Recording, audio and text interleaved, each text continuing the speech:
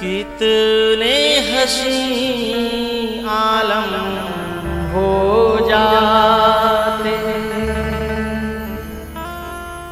सास बहू गर एक हो जाते,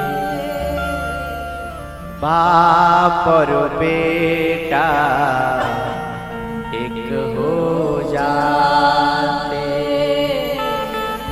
दर्द दिलों के कम हो जाते, भैया भैया एक हो जाते, भैया भैया एक हो जाते, मैं और तुम गर हम हो जाते, दर्द दिलों के कम हो जाते, पति और पत्नी एक हो जाते, मैं और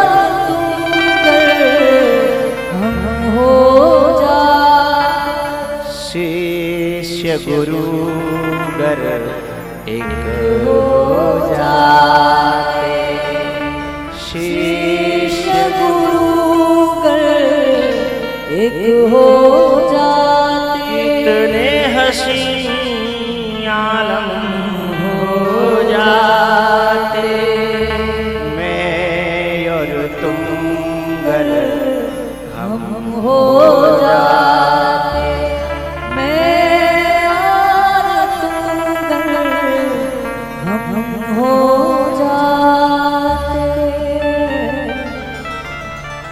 किसी कवि ने एक बड़ी प्यारी बात कही है। क्या? एक जो परिवार होता है, वो एक जो घर होता है ना, वो ईंट पत्थर की दीवारों से जो बना होता है वो घर नहीं है, वो तो मकान है। तो घर किससे बनता है? लोग कहते हैं ये घर नहीं है, वो तो ईंट पत्थर का एक खंडहर है। तो घर क्या है? माँ उस परिवार की, उस घर की जो है ना, वो फर्श है जिस पर पूरा घर टिका है, वो माँ है। माँ कैसे है? माँ ही जैसे लडुआ जो होता है ना, तिल के लड्डू होते हैं, तिल के लड्डू गुड़ के बने होते हैं, तो उन लड्डुओं को जैसे गुड़ चिपका के रखता है, गुड़ बटोर के रखता है, गुड़ इकट्ठा रखता है, ऐसे पूरे परिवार को एक माँ इकट्ठा करके रखती है। बेटा कुछ कड़वा बोल रहा हो और जब बाप को वो बात जाके कहेगी तो बेटे की कड़वाहट को उसमें से निकाल देगी। जैसे माता करेला बनाती है तो करेले की कड़वाहट को निकाल के नमक से धोएंगी, फिर कुछ करेंगी, कड़वाहट को निकाल देंगी, तब उसकी सब्जी बनाती हैं। ऐसे ही माँ जो होती है ना, बेटा कुछ गड़बड़ कर रहा हो, गड़बड़ बोल रहा हो, तो कड़वाहट निकाल करके तब बाप को परसेगी और फिर क्या कहेगी? बेटा ही तुम्हारा ही तो है, कोई गैर थोड़ा ही है। लगा दिया मक्खन जोड़ के रखने का। और वहीं माँ की जगह कोई यदि बाकी घरवारी होए और यदि वो बात कहे ससुरते हैं कि तुम्हारे बेटा तुम्हारे बारे में यूं कह रहे थे, तो उसमें और जहर की पुट लगा देगी। लेकिन माँ है ना, सबसे पहले कहेगी वो तुम्हें दिल से बहुत चाहता है, वो मोह को बड़बड़िया है, वो मोह को बड़बड़िया है। यदि बाप बड़ी कठोरता के साथ शासन करता है और बेटे के प्रति कोई बात कह गया, अच्छा हमारे यहाँ क्या बाप बेटा में आमने सामने कम संवाद होता है, माँ बिचौलिया होती है, बहुत कोई जरूरी बात होती है तो ही संवाद होता है, नहीं तो माँ बिचौलियागिरी करती है। जब बाप कोई कठोर बात कहता है तो माँ सबसे पहले आके बेटा से कहेगी, तेरे पिताजी है ना, तेरे काका है ना, जो भी संबोधन होता हो, बोले तुझे बहुत प्यार करते हैं। और वो ऐसे ऐसे कह रहे जैसे बाप ने कही वैसे कबू कहती है? बोलो बोलो, कभी भी नहीं कहती। उसमें थोड़ी सी चाशनी मिलाएगी, थोड़ा सा घी डालेगी, थोड़ा सा मीठा डालेगी और वह ऐसा कर देगी हलक में उतारवे लायक, है ना। तो माँ इस घर की फर्श और दीवारें और बाबूजी यानी पिताजी इस घर की छत लिख दो। यदि तुम्हें किसी घर की परिभाषा करनी हो तो बाबूजी उस घर की छत लिख दो। बात समझ में आ रही है ना जी। 6-6 बहुएं अथवा को 7-7 बहुएं पर एक चूल्हा। 6-6 बहुएं 5-5 बहुएं पर एक चूल्हा। तो उस घर के दरवाजे पर जन्नत लिख दो, स्वर्ग लिख दो, वैकुंठ लिख दो, जन्नत लिख दो। है? लेकिन जब उस प्रेम को नजर लगती और कोई विष घोलने वाला बाहर से या अंदर से पैदा हो गया, फिर उस घर का हाल बहुत बुरा होता है। बताऊं कि रहने दो? कड़वी थोड़ी सी भी रिश्तों की हवा हुई, कड़वी थोड़ी सी भी रिश्तों की हवा हुई, घर के सारे पर्दे उड़ने लगते हैं। और शब्द दिमाग में और दिल में जाए तो तालियां बजाना। अब कहने जा रहा हूं, कड़वी थोड़ी सी भी रिश्तों की हवा हुई तो घर के सारे पर्दे उड़ने लगते हैं। बढ़ रहा है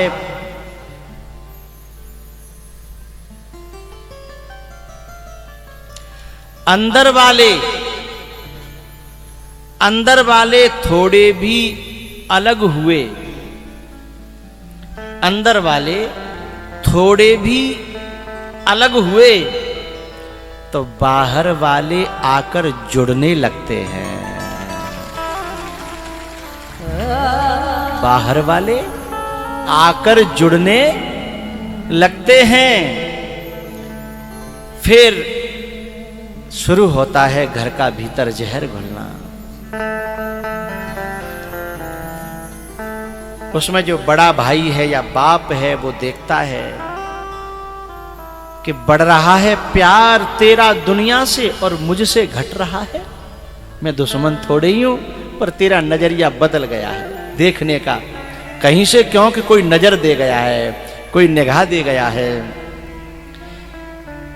बढ़ रहा है प्यार दुनिया से मुझसे घट रहा है, लेकिन न्यारा मत हो, घर से दूर मत जा, क्योंकि तेरे जाने से मेरा दिल फट रहा है। बड़ा भाई कहता है घर से मत जा, दूर मत जा, अलग मत हो, न्यारा मत हो, मेरा दिल फट रहा है। लेकिन उसके दिमाग में तो कुछ और ही बढ़ दिया गया है ना। फिर वो न्यारे न्यारे होते हैं, अलग अलग जाते हैं दूर दूर। फिर उनकी वो सिखाने वाली उन्हें सिखाती हैं कि हमें ये लेना है, वो लेना है, ये करना है, वो करना है। फिर सब अलग अलग हो जाते हैं। फिर वो बाप बूढ़ा हो जाता है, रो रो करके बुरा हाल होता है। वैसे वो 10 साल और जीता, पर जैसे घर में जहर घुल गया तो फिर उसका जीने में मन नहीं लगा, चिंता में मरने को तैयार हो गया। तो बाप ने कहा भैया मेरे आगे ही बंटवारा कर लो, अब मेरे तो शरीर को कोई भरोसा ना है, आ जाओ इकट्ठे बैठ लो। अब 10-10 साल बाद, 8-8 साल बाद एक जगह अब बैठ रहे हैं। चेहरों पर मुस्कान, नकली चेहरों पर मुस्कान, दिलों में खाई ले बैठे हैं। चेहरों पर मुस्कान दिलों में लेकर खाई बैठे हैं। और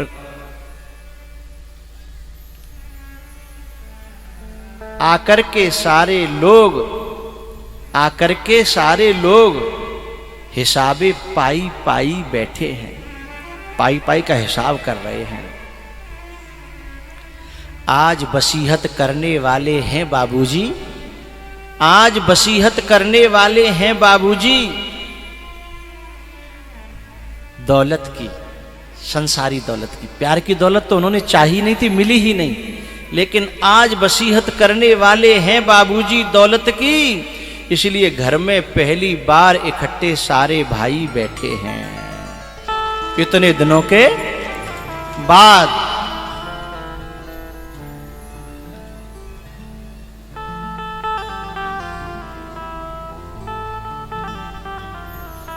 लेकिन पता है, जब हिसाब किताब हो रहा था और जब उनका असली चेहरा सामने आया, उसने कभी सोचा नहीं था कि भाई से भाई ऐसे बोलेगा, भैया से भैया ऐसे बोलेगा।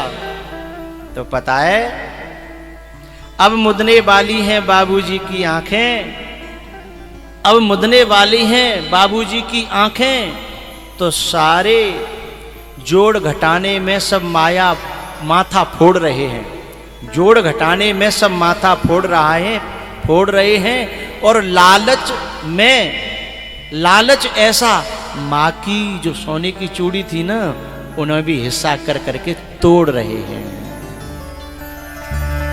जिंदे पे माँ के हाथ की चूड़ी सब तोड़ रहे हैं। आंखें मुदने वाली हैं बाबूजी की, अब मुदने वाली हैं आंखें बाबूजी की। अब घर के सारे सांप कैंचुली छोड़ रहे हैं। बात समझे तो दिल से ताली बजाइएगा। घर के सारे सांप कैंचुली छोड़ रहे हैं। घर के दरो दीवार से डरना पड़ा मुझे, नुकसान हर यकीन का भरना पड़ा मुझे। मैंने तो बस मजाक में रोकी थी अपनी सांस। अब वो बाप कह रहा है, मैंने तो बस मजाक में रोकी थी, मूंदी थी अपनी आंख या रोकी थी अपनी सांस। लेकिन रिश्ते खुले भाई भाई के, देवरानी जेठानी के। मैंने तो यूं मजाक में मूंदी थी अपनी आंख, लेकिन रिश्ते खुले तो शर्म से हकीकत में मरना पड़ा मुझे। बाप पहले तो झूठे को मर रहा था, लेकिन जब उनका रूप देखा ना, तो शर्म के मारे वो हकीकत में मर गया। तो मेरी प्रार्थना ये है, उन बहुओं से, बेटियों से, अड़ोसियों से, पड़ोसियों से कभी इसका तुम कारण मत बनना।